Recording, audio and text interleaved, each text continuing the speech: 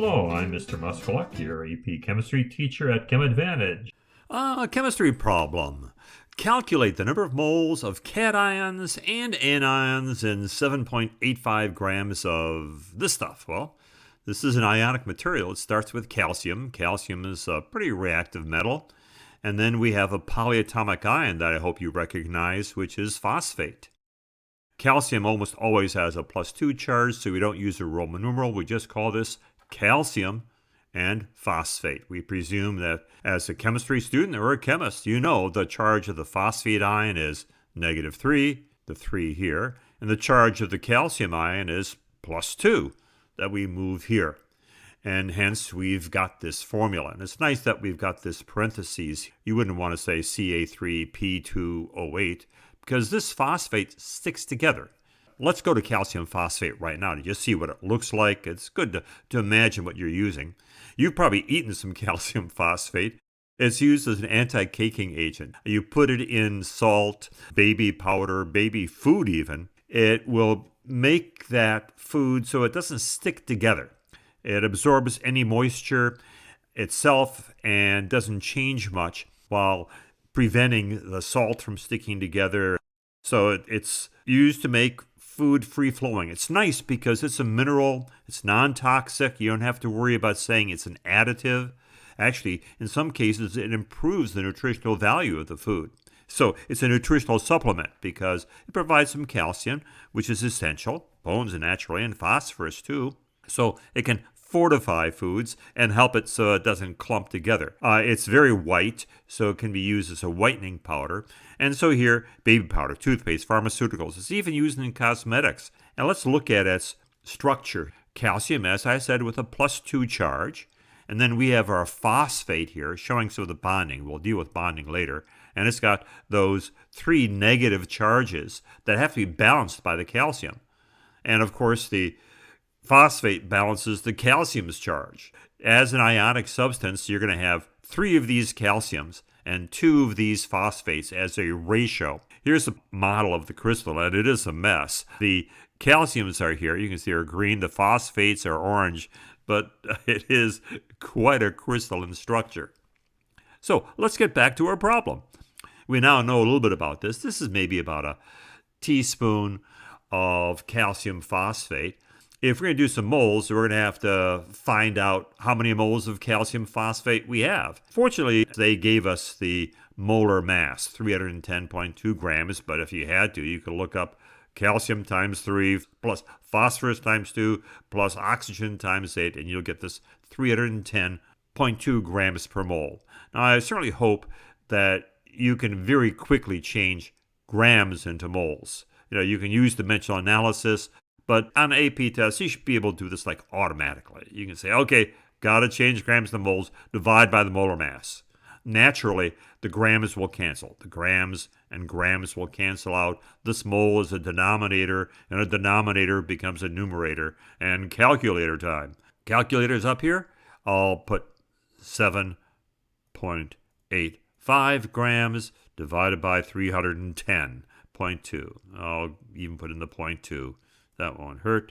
I double check my numbers. I'm going to get a small number and enter. And yep, 0.025306. We're not going to use all those digits. Please don't ever write all those digits out.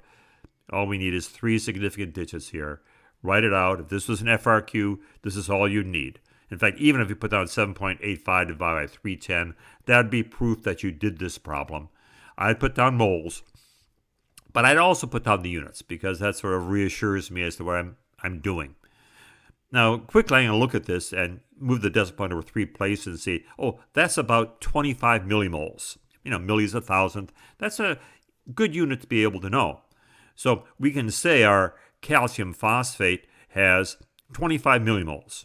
Now, the question asked about cations. The T in cations helps us remember the positive charges. Those were the calciums. And 1 calcium phosphate unit will make 3 calciums.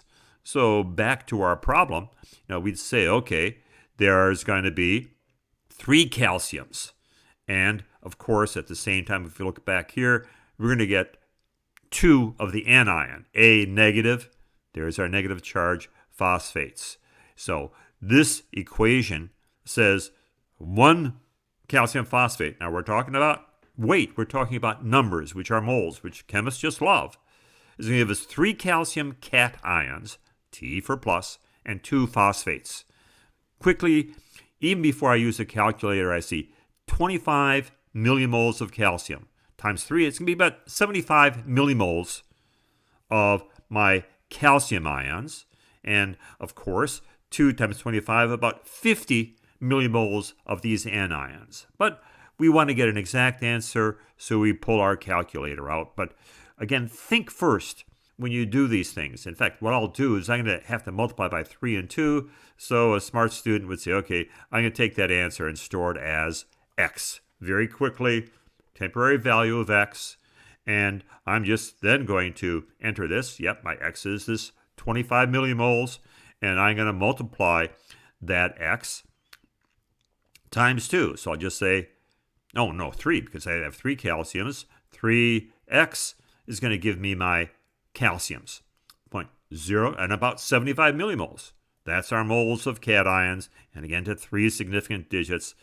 Don't get crazy putting all these numbers down. You're going to get them messed up. One of the nice things about sig digs is they make things easy.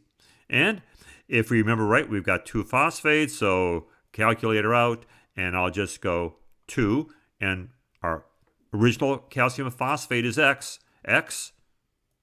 and there it is. Very quickly. You should be able to use the memory in your calculator so you don't have to type things over and over again. So we've solved this problem, and we've solved it quickly and efficiently using a calculator. It's important not only to be able to get the right answers, it's important to be able to get the answers quickly. And here's moles of ions. If this stuff were to break up into ions, we would have 75 plus 50, about 125, and of course, we could go 5x, and that is that value, 0.0127 moles of ions. Now, this really is interesting because having just one of these produces a total of 5 ions. These ionic materials, they're great because you got one of them and you really got more because they're packaged in there. Ionic substances tend to break up, and they break up into their cations and anions. And usually this is done in solution. This doesn't dissolve all that well, so you're not going to see that much. But there we go. We've got grams, we've got moles, we've got coefficients. This is the sort of thing they like on an AP exam. So be fluent with this and be efficient with your calculator.